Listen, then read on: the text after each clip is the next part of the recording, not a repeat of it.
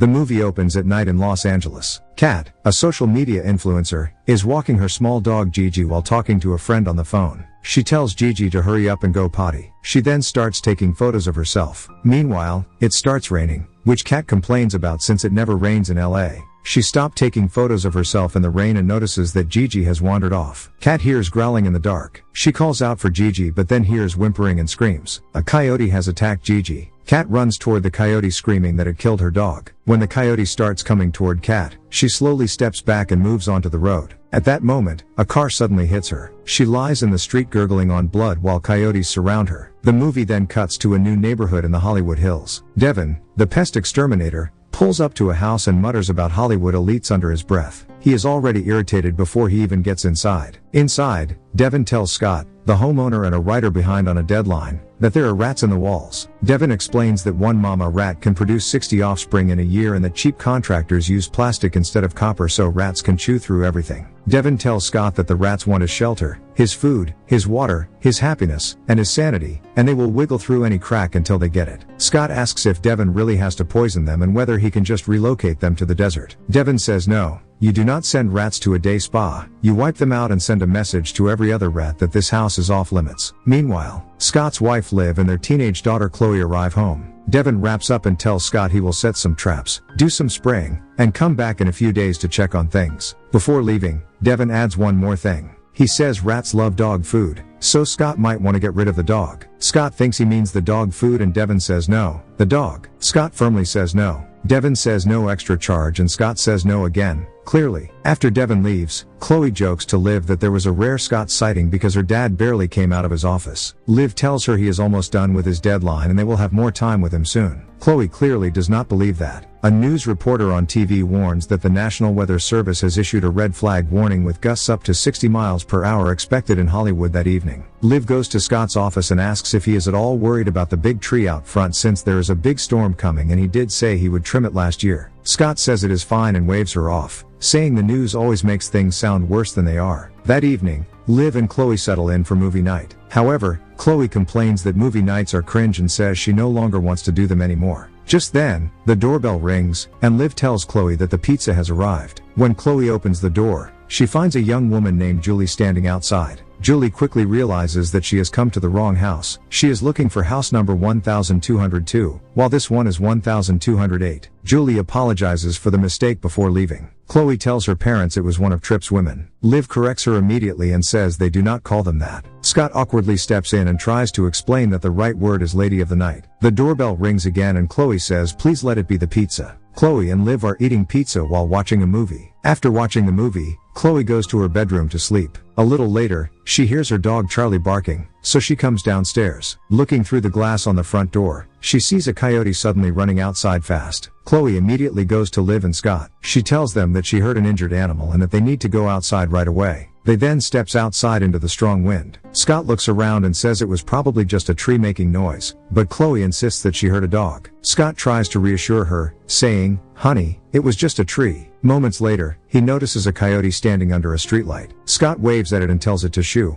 but the coyote snarls before disappearing into the darkness. They then heads back inside, and Scott tells Liv that it was only a sketchy little coyote and nothing serious. Meanwhile, there is a massive thud. The big tree out front falls directly onto their car. Scott runs outside and looks at the destroyed car. Liv wires spark on the ground. Then he quietly says that he should have trimmed the tree. The next day Scott is outside trying to cut the fallen tree with a small power tool while Tony, a neighbor helping with cleanup, watches and gives him directions. Scott mentions that the tree luckily did not damage the gas main, which could have caused a massive explosion and taken out the whole house. Liv finds her neighbor Tripp's cat collar in front of her house. She picks it up and walks over to Tripp's house, where she knocks on the door. Julie opens the door, and Tripp soon arrives at the doorway as well. Liv asks Tripp if he has a cat. Tripp confirms that he does and says its name is Lucy. Liv then shows him his cat's collar and gives it back to him. Tripp immediately asks if his cat is okay, but Liv replies that she doesn't know. Worried, Tripp goes outside to look for her. When Tripp cannot find his cat, he goes to Liv's house. There, he finds his cat outside, but it has been killed by coyotes. Tony tells Scott that he has received a message from his wife and she is calling him home. He says goodbye to him and leaves. On the way, he is attacked and killed by coyotes. Now we see Sheila trying to call her husband Tony, but he does not answer because he is already dead. At night, Sheila sees a coyote inside her house and becomes frightened. She quickly grabs barbecue professional grill spray and tries to create fire using a lighter placed on the grill, hoping to scare the animal away. However, the lighter fails to work. The coyote then attacks her, causing her to collide with the offset smoker. Burning coals spill out from the smoker, and the barbecue spray catches fire. The flames spread and engulf Sheila, leading to her death. Scott, Liv, and Chloe are in the garage when they notice a coyote. It starts barking and moves toward them. In response, Scott quickly closes the garage door. Julie is sitting in Tripp's car, charging her phone, when she hears a noise outside. She steps out of the car and sees a coyote barking at her. She says bye-bye and tells the coyote to go away. The coyote then leaves. Tripp, devastated by his cat's death, is about to take his own life when Julie arrives. He tells Julie that he wants her to hurt him, as he is overwhelmed by pain. While Julie is trying to do so, coyotes enter the house because a door has been left open. In panic, Tripp shoots at the animals, and Julie runs away in fear. Scott, Chloe, and Liv hear gunshots coming from Tripp's house. Suddenly, their dog runs outside barking. Scott and Liv step out to see what is happening. When the two of them are outside, several coyotes begin moving toward Liv. She quickly runs back inside her house and locks the door. Scott goes inside Tripp's house while searching for his dog. There, he discovers Tripp's torn and lifeless body lying on the bed. Scott is shocked by the horrifying scene and begins to feel nauseous. The knife slips from his hand and falls to the ground. As he bends down to pick it up, Julie suddenly shoots him, thinking he is a coyote. Scott tells her that it is him, and then he moves into the bathroom. Scott and Julie try to leave Tripp's house when Scott receives a call from Devin. Scott tells him that coyotes have attacked them and that he needs help immediately. However, Devin does not believe him and says he will come tomorrow morning before ending the call. At the same time, 3 coyotes arrive at the house. Julie shoots all of them, killing them instantly.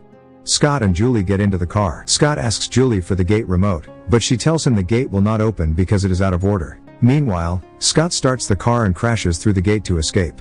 Both of them get out afterward. At that moment, a coyote attacks Scott and bites his shoulder. Just in time, Liv arrives and uses a fire extinguisher spray on the coyote, forcing it to run away. Liv and Julie then carry Scott back inside the house. At the same time, their dog also returns home. While Liv bandages Scott's arm upstairs, she finally says what she has been holding back. She tells him that Chloe would not tell him about the coyotes because he is never really there. He is always working. She says if they walk into his office it is like walking on eggshells. Scott defends himself, saying everything he does is for them and for the house. Liv tells him she would have rather stayed in their tiny noisy apartment in Koreatown above the restaurant because they were with him. She says simply that they miss him. Before Scott can respond, Liv notices through the window that Tripp's house is fully ablaze. Scott tells everyone to stay calm. He says they need to figure out a way off this hill and there are roads open and they just need to contact somebody. He asks if anyone has a working phone. Liv says everything is dead. Then Julie quietly mentions she has a phone she was charging in Tripp's car at 86%. Scott takes Julie's phone and calls 911. He gets put on hold again. He asks the group for ideas while they wait. Chloe suggests building a cage. Scott tries to gently explain how they would get all the coyotes inside it, and Chloe clarifies it would be a cage for them to get inside, like a shark cage. Scott says that could actually work. At the same time, a coyote enters their house because Julie forgot to close the door. Everyone immediately hides in fear. Liv quickly grabs a cloth, throws it over the coyote, and tightly holds its neck down.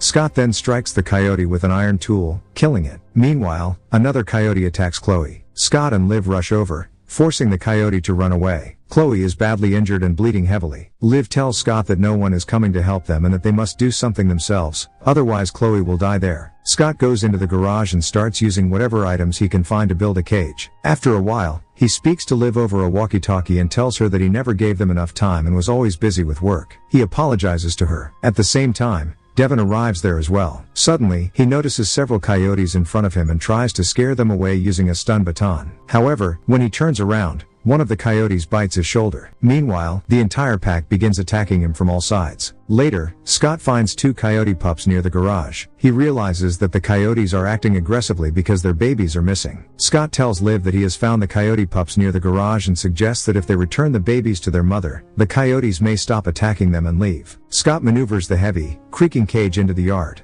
He encounters the alpha coyote and discovers that the pack has established a den nearby with baby pups. In a moment of desperation, Scott tries to make a trade with the alpha, using his knowledge of their behavior to negotiate a safe passage for his family. Scott returns the coyote pups to the alpha coyote. After getting her babies back, the alpha coyote leaves the area with them. After a tense wait, Scott tells Chloe on the walkie-talkie that it worked. Scott then tells everyone to come out now. They are getting off this hill. Everyone rushes outside toward Devon's pest control van. Julie gets attacked by a last coyote as they run. Scott grabs it and uses electricity from a live wire to shock it off her. They all pile into Devon's van. Devon says, "Everybody in? Everything okay?" Liv shouts, "Just drive the van." Scott guns the engine and they speed off down the hill as a choir sings hallelujah. Meanwhile, the gas main finally blew. A loud explosion shook the van. Everyone stared back up the hill. Chloe asked if that was their house. Scott said, "Not anymore." Next, we see Devon surviving the explosion. At that moment, a coyote approaches him and attacks him. The movie ends there.